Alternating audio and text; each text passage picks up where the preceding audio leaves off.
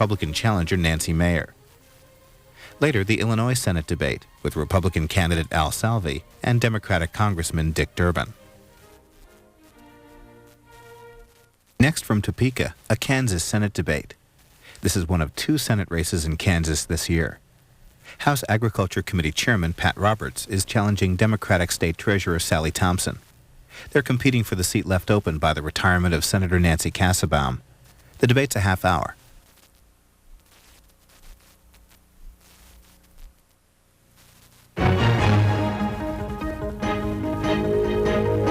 This is a 13 News election special, a candidate forum featuring candidates for the U.S. Senate. Here's your moderator, 13 political reporter Don Brown.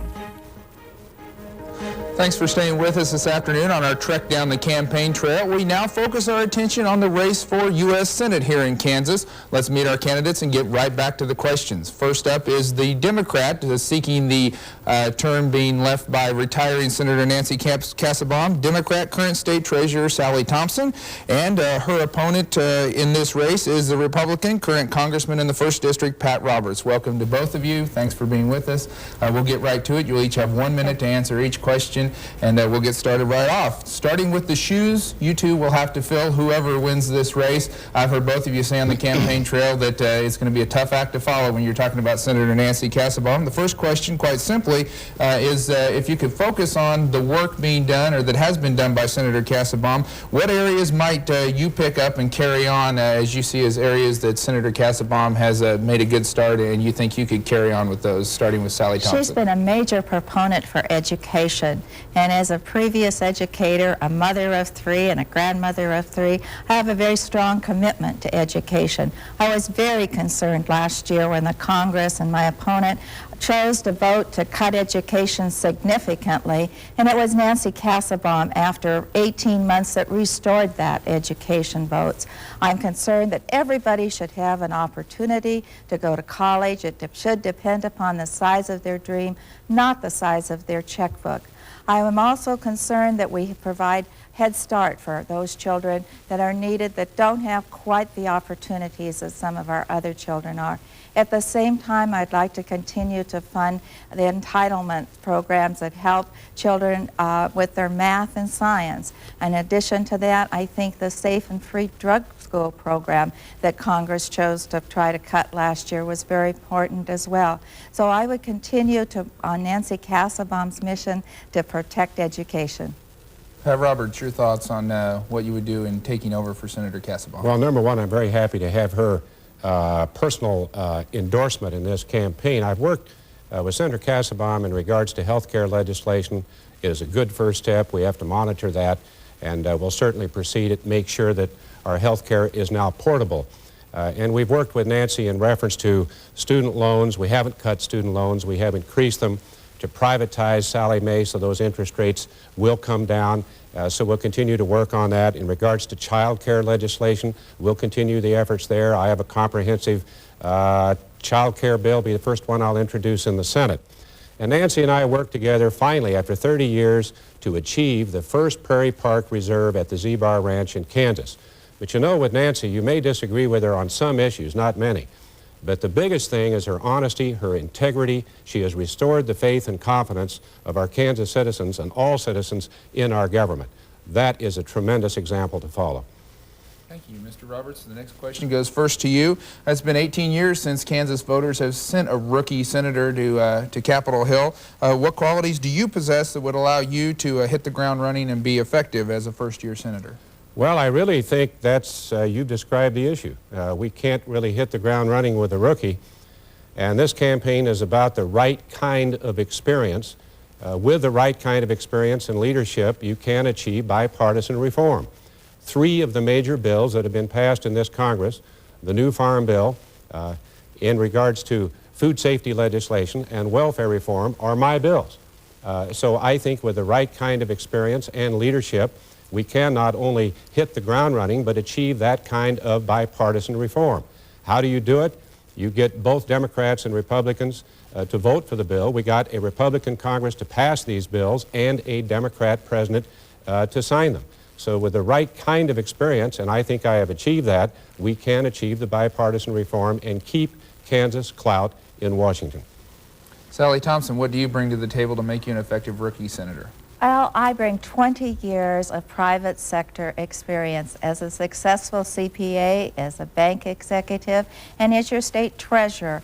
The very first year I was treasurer, I changed 25-year-old laws. I made $700 million in non-tax revenue by changing those old laws, dollars that went into the schools, the cities, the counties.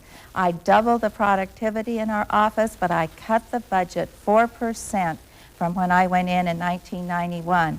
So we're doing more with less. I'm a proven track record of a reformer.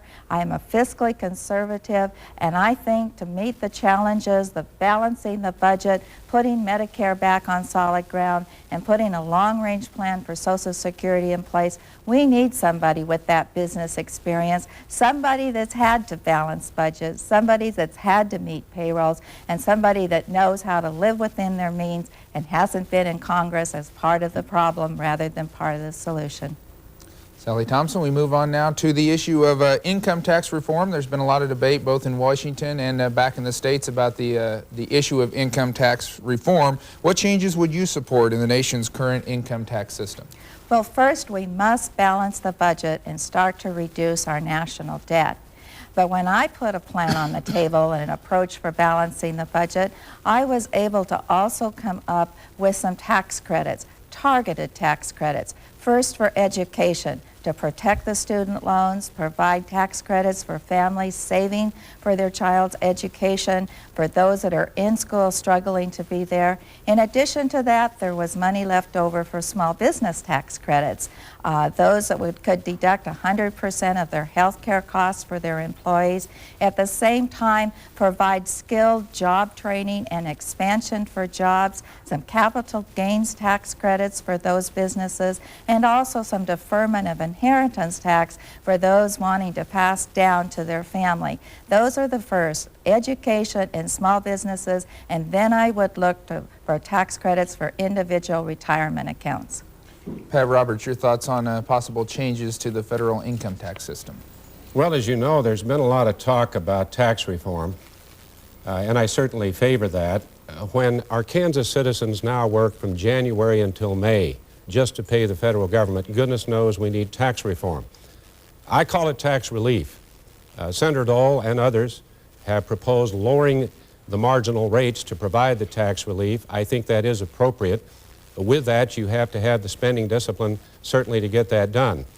But in the House of Representatives, I have been a leader in working for what we call capital gains tax relief, and also the estate tax reform, so our business people and our farmers and ranchers can pass their holdings on to the next generation. And then something called income averaging, which we used to have in the tax code, which would really benefit the business community and the American farmer. I think those three are achievable. We passed them in the House. They got delayed in the Senate. Once I get to the Senate, I think we can get them done. Pat Roberts, there's been a lot of debate in the 90s about the role of the federal government in national health care or the U.S. health care system in general. What are your thoughts on the future of health care in the U.S. and possible roles for the federal government? Well, again, let's go back to the good first step reform that has been achieved by Nancy Kassebaum. My staff and I have been meeting on health care panels and conferences for the better part of 3 years. I think the First Lady, Mrs. Clinton's plan was certainly too ambitious. It nationalized our health care plan and really has some problems in regards to choice. But Nancy's bill, which is the bill I've also introduced in the House and was passed, did provide the portability. It provided medical savings accounts so that we can better take care of our own health care problems. And it also had tax credits for long-term care. As the chairman and the co-founder of the Rural Health Care Coalition, to preserve the rural health care delivery system and keep our rural hospitals open, rest assured we'll continue that effort in the U.S. Senate. Sally Thompson, your thoughts on the future of health care in the U.S.? Well, the biggest health care plan that the federal government administers, of course, is Medicare. And I don't think anybody would disagree that that system needs a lot of reform to be more efficient.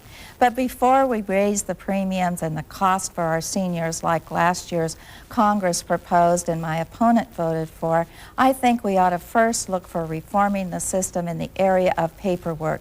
Paperwork that the health care providers have to perform, health care processing it at the government level as well as the seniors. If we were to cut that paperwork in half, health care providers tell me they could cut 10 to 15% of the costs in health care. And that would certainly be enough dollars to put that system on strong financial foundations until we dealt with the bigger issues, which is the rising cost in the health care industry and those that are uninsured. We need to, because we are actually paying for those uninsured in the cost of the current health care system. Thank you both. It's time for a quick timeout. We'll be back in 1 minute to continue our candidate forum in the race for U.S. Senate here on CBS 13. Stay with us.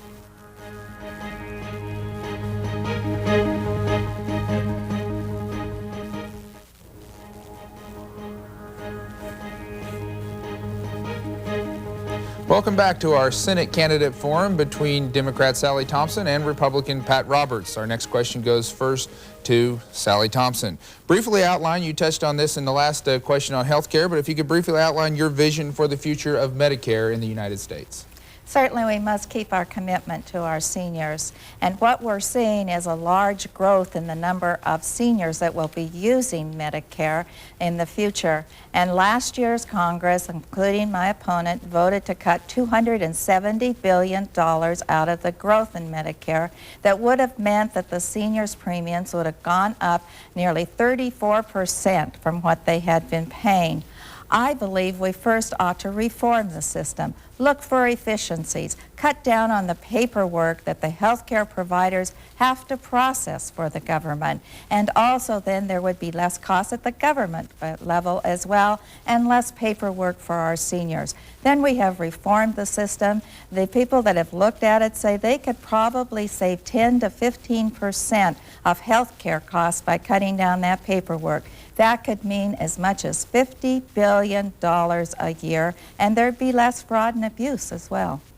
Pat Roberts, your thoughts on the future of Medicare? Well, number one, I want to certainly agree with my opponent about the paperwork and all the regulatory overkill on the beleaguered hospital administrators and boards. There are hospitals in Kansas whose doors are open now because of our efforts to increase and get a more fair Medicare reimbursement. But the Medicare program doesn't work that way. 9 times we have been warned in the Congress that we're losing $22 million a day, $36 million next year, $66 million next year, and the program will not be fiscally sound. And you just can't find $50 billion in paperwork reduction, although we're for that. Under the plan I supported, we increase Medicare spending. We don't cut it. It goes from $4,800 to $7,100, and the premiums that my opponent has mentioned are locked in at 25% of the cost, whether it's the president's plan or the other plan that I supported. We have to fix Medicare. We have to really step up to that. We have to have the courage to make the real decisions to fix it. Pat Roberts, welfare reform, at least in the past year, has been considered a work in progress, and a lot of folks say there's a long way to go and a lot has been done. What are your thoughts on progress so far, and where should it go from here on welfare reform? One of the key reforms that we've been able to achieve, finally in the Congress, with bipartisan support, was welfare reform. And as chairman of the House Ag Committee, the portion of that reform that fell to our committee was food stamps. We not only reformed the program and took the organized crime and the fraud and abuse out of it, we saved the taxpayers $23 billion over 7 years and kept the program at the federal level so that nobody will go hungry as we go through the challenge of making people on welfare more self-reliant. Basically what we did is what Governor Bill Graves asked us to do. Give Kansas the block grant to help the 23,000 citizens in Kansas on welfare and the 2,500 who have been on welfare for more than 5 years. And to do that, you have to have job training and child care. We committed $4.5 billion to do that job. Will it be tough? You bet. Is it the right thing to do? You bet. Sally Thompson, your thoughts on the progress on welfare reform and where it's headed?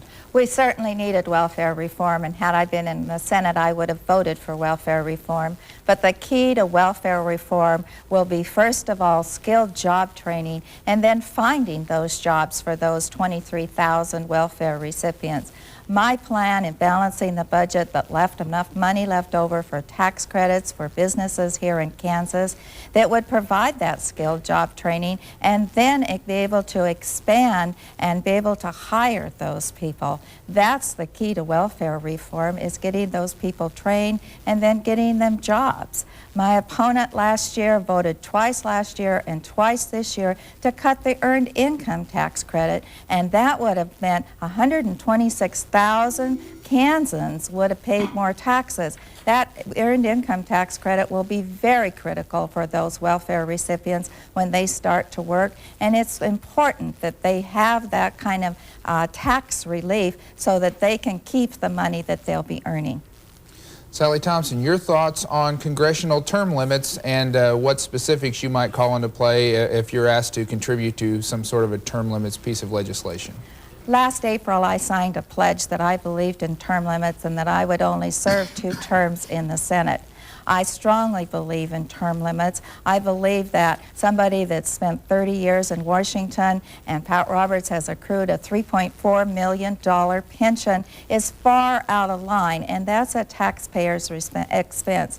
If we had 12 years in the Senate, then the pensions would stop accruing and people couldn't become millionaires when they go to Washington. In lieu of getting tax reform through or term limits reform through, let's say that the pension should stop accruing after 12 years. Then maybe some of those people after 30, before they served 30 years in Washington, would try to leave because they'd have to go out into the private sector and earn a real living. Pat Roberts, your thoughts on term limits and some specifics that you might call into play. Well, number one, when the Republicans came in to power for the first time in 40 years, we voted on term limits upon ourselves. I voted for a term limit for the committee chairman, a term limit upon myself. When the vote was taken in the House of Representatives, it was for term limits, but it was 12 years down the road, and I had quite a few members come to me and say, well, Pat, you can vote for this. It isn't going to affect you. If we have reached the point where we're going to deny people the right to send somebody back, even if they so choose, it ought to apply to current members. I plan only to serve 2 terms in the U.S. Senate. I might add, in terms of all the pension talk, I am not a millionaire. The $3.4 million figure my opponent uses is predicated on 2 things. Number one, that I will retire, which I am not. I hope to be in the U.S. Senate. And number 2, that I'd have to live longer than Strom Thurmond to accumulate all that money. I appreciate the testimony in regards to my longevity, but I don't think it's going to happen. Pat Roberts, you can't be on the campaign trail long these days without coming up against a question about the federal deficit, budget control. Your thoughts on controlling the federal debt and getting the budget under control when compared to where it's been over the past 10 years? We've had a lot of talk in the Congress about our efforts to get a balanced budget. You know, the good news, despite all of the rhetoric and the finger pointing, that budget has come down somewhere between, or the deficit has come down somewhere between about $300 billion down to about $125. Part of that reason is that conservative Democrats and Republicans finally got together and cut $53 billion in discretionary spending, all the spending bills that we have back there. But you got to take an extra step. And that extra step was taken by the chairman of the House Ag Committee, yours truly, and the rest of the members of the Ag Committee, when we passed a farm bill that saves $10 billion over 7 years, and a food stamp reform that saves $23 billion, and ended up with a food stamp program that is better and a farm program that is better. That's $33 billion in 2 entitlement programs that people said couldn't be done. If we keep up this kind of discipline, we will achieve a balanced budget. Sally Thompson, your thoughts on balancing the budget and controlling the deficit? We definitely need to balance the budget and start to reduce our national debt. But there's a clear difference between the way I would balance the budget and the way my opponent balanced the budget. He wanted to balance the budget by counting out $10 billion of student loans, $4 billion out of the elementary school, killing Head Start, school lunch program, and in addition to that, taking away $270 billion out of the Medicare system. I would balance the budget by looking at eliminating corporate welfare. Over $85 billion a year goes into Fortune 500 companies. I would eliminate special interest subsidies like the very rich sugar producers, the peanut, the tobacco industry. There's $100 billion in tax loopholes. And yes, I would do congressional reform. A $3.4 million pension is too much for Pat Roberts, who's served there 30 years. It's 3 times as large as our corporations here in Kansas. Thank you both. It's time for one more brief break here in our Senate Candidate Forum. We'll be right back here on CBS 13.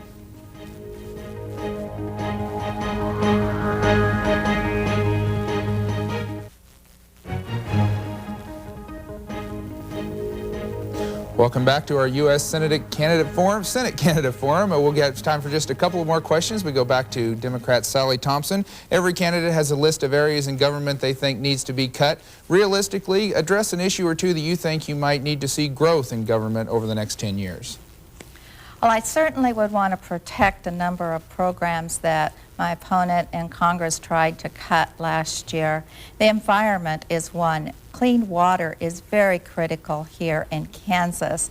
And last year, my opponent voted to cut 35% out of the Clean Water Act. In addition to that, he tried to sell off 33,000 acres of our public lands and 4 reservoirs of our lakes for pennies on the dollar. He didn't realize how critical water is in this state, and he was going to sell off those reservoirs to special interests that had no restrictions on how they could be used in the future. I think that's a highway robbery. So did the Wichita Eagle, so did the Topeka Capital Journal. I would work to protect our public lands and also protect our water quality here in Kansas. Pat Roberts, thoughts on areas of government that might have necessary growth over the next 10 years? Well, number one, the first obligation of the federal government is our national defense, and we've seen a situation where the president has cut defense dramatically while still involving us in 17 peacekeeping operations, places like Bosnia. So I think you have to be very careful in regards to national defense. But let's take a look at the environment, as my opponent has mentioned. As chairman of the House Ag Committee, we passed the strongest environmental bill in the Freedom to Farm Act that was ever written. As chairman of the House Ag Committee, we got a food safety bill through that was tremendously important. As chairman of the House Ag Committee, we passed a Safe Drinking Water Act that certainly is important. And as to this business of selling lakes and playgrounds, one of the lakes is the Keith Sebelius Lake in Norton, Kansas. I sat with Keith Sebelius in the Norton building in that community when he worked so hard to get that lake. Why anybody would think that myself would sell off a lake like that is just preposterous. On the other side of it, we achieved a Prairie Park Reserve for the first time in 30 years. That's simply not the case in terms of selling off lakes and playgrounds. Pat Roberts, what do you see as the immediate needs of education in the U.S.? Well, I think obviously education is an investment in our future. I will refer you to the chairman of the Education Committee in the Congress, Bill Goodling. He's a former school superintendent, and Bill points the following out. We have 760 federal aid to education programs. Now, surely, when they're spread over 39 different agencies, we can do a better job of consolidating.